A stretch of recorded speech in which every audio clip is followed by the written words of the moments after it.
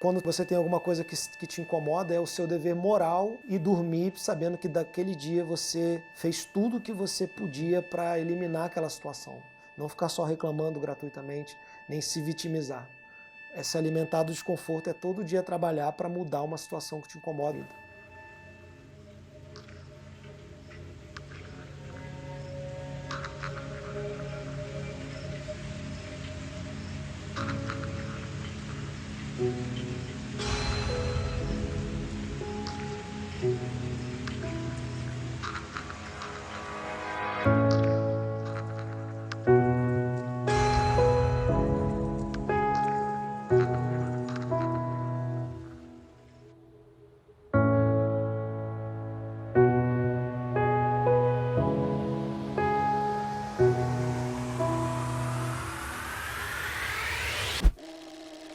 Eu nunca deixei de ser concurseiro.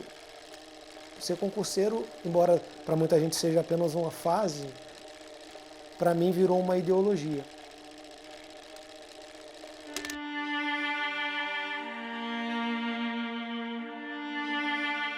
Eu nasci no Rio de Janeiro e a lembrança mais marcante que eu tenho da minha infância é de me mudar constantemente. Assim. O meu pai estava afundado até o pescoço em vício de droga, de alcoolismo. Então, a rotina era ele descobrir onde a gente morava e aí ele chegava lá de madrugada e tentava arrombar, quebrava vidro, aí dava polícia e acabava que a gente sempre tinha que sair. A gente sempre, mais cedo ou mais tarde, em pouco tempo a gente tinha que sair daquele lugar. Ficava as noites em claro estudando, porque de dia não tinha como, era meu pai brigando, minha mãe brigando.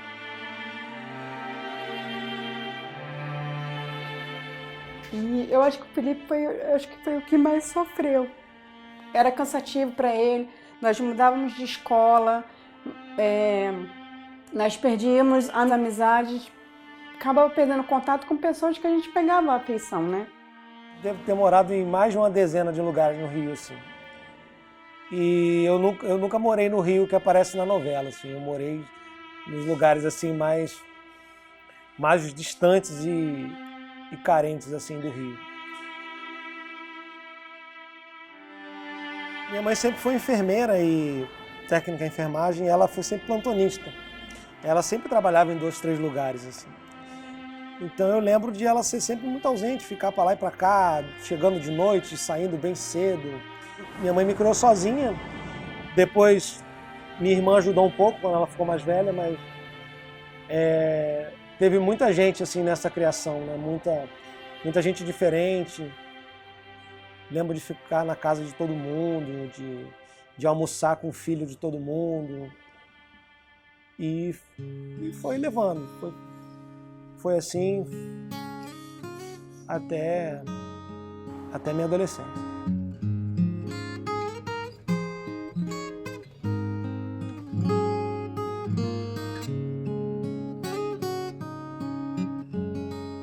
A minha mãe sempre, com medo de a gente virar ladrão, acho que ela me botou para trabalhar muito cedo e com 13 anos eu já trabalhava. Eu comecei como cobrador de Kombi lá num lugar chamado Morro do Timbal, Bom Sucesso ali. Sempre foi bom menino, nunca me deu um trabalho. Sempre foi muito estudioso. Quando ele era garoto, ele não saía para baile, ele não saía nunca para festa. Ele só vivia em casa, segurando nos livros e estudando. Talvez com 16 anos que eu realmente passei por uma escola técnica. Eu fiz o concurso depois da 8ª série, né, o primeiro concurso que eu fiz. Fiz a FATEC e aí foi o primeiro lugar que eu fiquei mais de um ano. Fiquei 3 anos e foi aí que eu realmente fiz um grupo mais sólido de amigos, assim, que eu tenho até hoje. Uma lembrança que eu tenho, assim, engraçada, era que ele lia O Senhor dos Anéis, assim, só ele, era um livro enorme e ninguém entendia, tipo, o interesse dele por um livro tão grande assim, né? Até essa fase eu achava que trabalho era só carregar bigorna, né? Então eu não tinha muito uma orientação vocacional, assim, eu não me via realmente talentoso para nada. E A professora Kátia, né, uma professora de literatura que me influenciou muito, ela pagou o vestibular para mim e não só pagou, ela me orientou, olha, é a data, não esquece, né? Eu era topeiro, esquecia tudo. Então eu acabei me organizando, fiz o vestibular do UFRJ e passei. Foi ali que começou a minha trajetória, aí que eu virei um amigo das palavras. Primeiros anos de faculdade foi só humilhação, assim, só passando vergonha, tendo que fazer aqueles seminários em inglês e eu não sabia, nunca tinha feito curso, não tinha como fazer ainda. E até o custo da faculdade era muito alto, assim, né? Eu tive depois que até trancar a faculdade, porque era um custo tão grande. Já cheguei lá no primeiro semestre e me pediram um dicionário que era uns R$350 na época. E tinha xerox o tempo todo, coisa para ler. E eu tinha que ficar lá o dia inteiro, aí comida e tal, deslocamento. Então eu acabei não tendo, assim, condições financeiras de fazer a faculdade quando eu passei. Eu acabei trancando um tempo. Na Estação da Carioca tem um ponto lá que é cheio de pintores. E um belo dia eu conheci lá um pintor incrível chamado Ricardo Chancaf, um peruano. E ele estava lá por acaso, ele estava anunciando o curso dele lá e eu comecei a perguntar para ele, ele falou, ó, vem aqui, faz o curso e tal. E aí eu comecei a fazer curso 2 vezes por semana e desenhar em casa. E eu mergulhei naquilo assim de cabeça, eu fazia aquilo ali o tempo todo. E assim também muito impulsionado pelo exemplo dele, né? Todo dia chegar lá e ter uma pessoa fantástica fazendo aquilo ali, né? É mais ou menos como eu me sinto no Estratégia, assim, né? De ver professores assim tão bons e eu todo dia estou vendo aquilo ali, eu preciso melhorar. E era como eu me sentia também no desenho. E depois eu acabei me profissionalizando, ele me chamou para trabalhar com ele, comecei a trabalhar e virei desenhista lá no Largo da Carioca, lá, com o pombo sobrevoando o meu retrato sempre assim, olhando pro pombo, né? Depois de trancar e quando eu comecei a trabalhar com desenho, essa fase foi bem bruta. Acordava muito cedo para pegar um ônibus, o 350, que era centro faixa de Gaza, né? Que ele passava um monte de lugar perigoso. Levava, sei lá, 2 horas e meia para chegar, aquele ônibus cheio, você ia com a bochecha no vidro, assim, aquela coisa apertada. Montava lá minha barraquinha. E eu ficava lá até mais ou menos 5 horas, 6, né? Eu estudava para o concurso depois, eu fazia o curso à noite. Aí eu ia para o centro, andava para Cinelândia, aí voltava para casa já quase 11 e pouca da noite. E às vezes tinha que estudar ainda depois, ou às vezes eu tinha uma encomenda para o dia seguinte, né? Sempre correria, né? Ninguém respeita o tempo que as coisas levam para ser bem feitas, né? Querem tudo para ontem. Todo o tempo que eu tinha, eu tentava estar produzindo, tentava estar trabalhando, tentava estar estudando. Dormia pouco, trabalhava muito. Aí lentamente eu fui percebendo que eu teria que cada vez mais estudar e desenhar menos, assim. Mas era como eu sustentava meus estudos, né? É como eu pagava meus cursos. Foi bem assim até eu passar no meu primeiro concurso, né? Fui reprovado em vários concursos em sequência e também, quando eu passei, eu comecei a passar em vários ao mesmo tempo, né? É assim que acontece. Você chega no ponto de maturidade, aí você começa a passar nas coisas, né?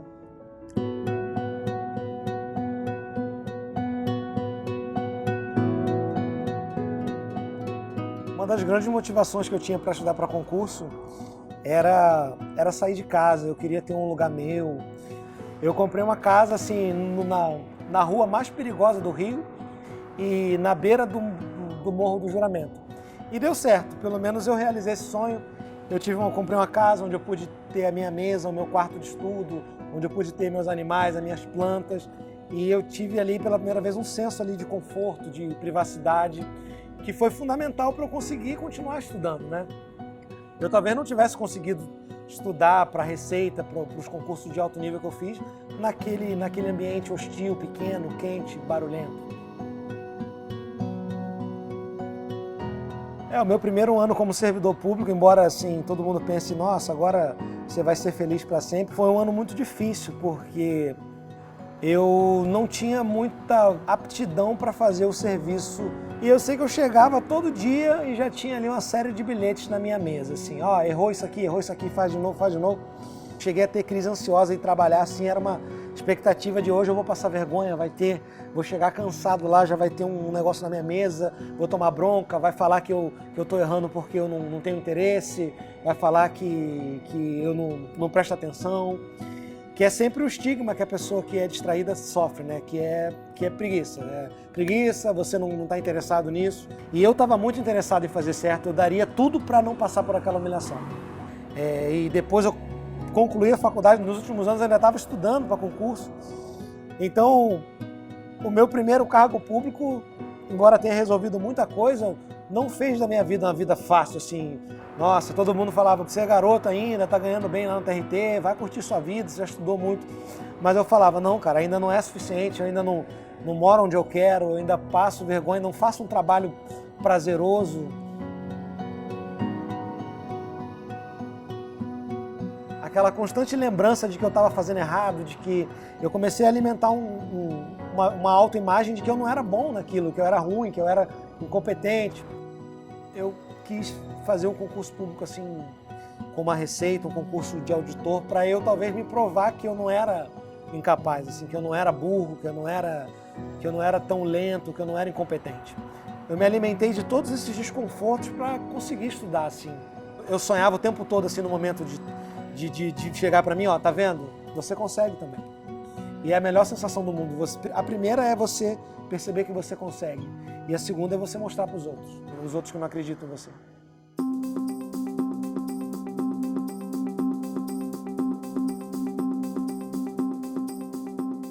Oficialmente eu comecei a estudar em 2013, comecei a estudar para o ICMS São Paulo. Estudei o que eu pude assim e fui fazer a prova.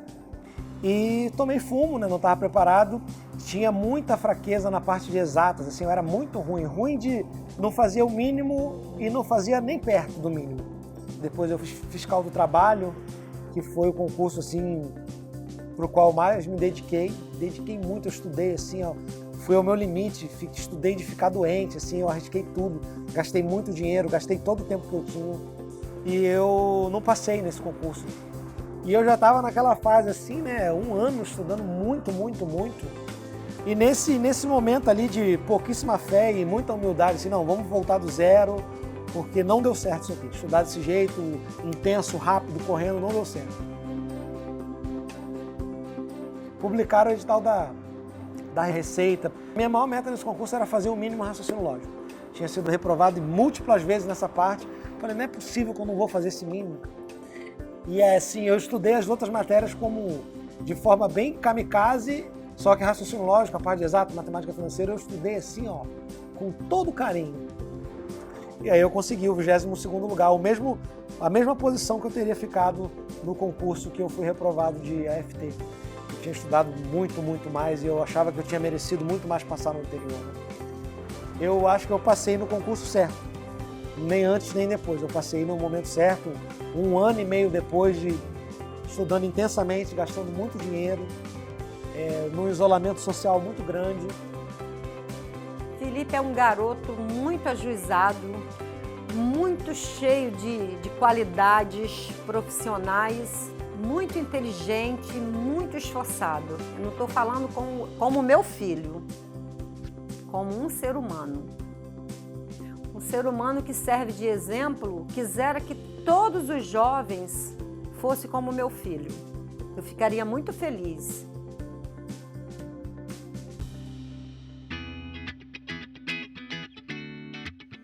Bom, a Receita tem uma gama de atividades assim enorme, né? Eu trabalho lá com o desembaraço de animais, eu trabalho em regime de plantão, eu vejo o céu, eu ando de viatura, eu fugi daquele trabalho mais mecânico e burocrático que me incomodava no TRT. Eu fui parar no Estratégia como coach e eu trabalhei como coach por 1 ano, um pouquinho mais e de repente o Ricardo Vale chegou para mim, olha, vamos fazer uma experiência. E eu comecei a escrever uma aula, eu lembro que foi uma aula de redação oficial e eu devo ter lido aquele manual umas 70 vezes e fiz uma aula e ele gostou e começou aí, estamos aí até hoje. Sinto inspiração. você tá na presença de gente que você admira, que você sabe que tem habilidades incríveis que você gostaria de ter também. Só de você estar ali, você se sente compelido a ser melhor, a apresentar uma versão superior, assim, e tentar desenvolver aquelas habilidades que você admira neles. E no fim das contas também é um grande prazer estar no meio daquele grupo tão seleto e ser chamado de colega por eles. E a sensação de ver um aluno passando é a melhor que tem. Assim. Eu recebo muitos depoimentos lá dos alunos, poxa, eu não consegui aprender essa matéria, hoje eu aprendo. Então eu fiz um concurso e havia 20 questões de português, eu acertei, sei lá, 18, eu acertei 20. É uma sensação assim muito boa de você ter ajudado um pouquinho, claro que o mérito maior é sempre da própria pessoa, mas você ter colaborado minimamente com algo que você sabe que é uma das maiores vitórias da vida de alguém, que é passar no concurso. Assim. É uma das grandes realizações que a gente pode ter na vida. Merece muito, porque lutou demais, assim, sabe? O Felipe na infância ele era muito duro, assim, uma infância bem difícil, e mesmo assim ele se tornou o que ele é hoje, entendeu? Então é incrível, cara, pra mim presenciar tudo isso e ver que é uma questão de mérito pessoal mesmo, que mesmo com pouquíssima oportunidade, assim, pouquíssima chance, ele conseguiu vencer, assim, um cara de sucesso, entendeu? Eu considero como se fosse um irmão mesmo, de verdade, assim, entendeu? De sangue. Ele fala que eu ajudei ele quando ele era criança, hoje ele que me ajuda. E, tipo, é um menino de ouro, graças a Deus.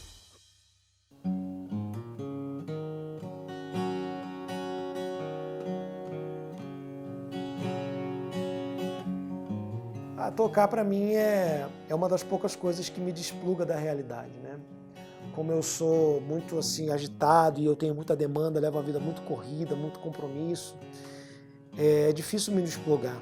Às vezes eu estou sempre pensando, tem sempre alguma coisa no fundo da minha mente. E tocar sempre me desliga, eu realmente passo o tempo e é uma forma de meditação, porque se eu sentar para me concentrar, eu não consigo esvaziar minha mente. Mas com esse cara aqui na minha mão, eu consigo, pelo menos por alguns minutos.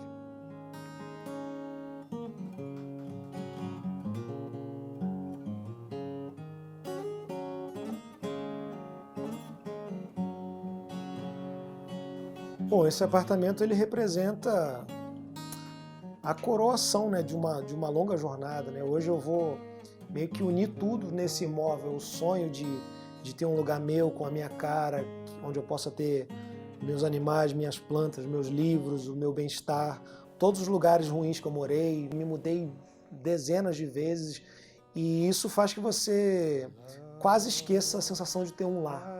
E eu quero ter um lar, eu quero ter um lugar onde eu me sinta seguro, onde eu me sinta protegido de todas as dificuldades. Now, as tears subside, I find it all so amusing to think I did all that, and may I say, not in the shy way, oh no.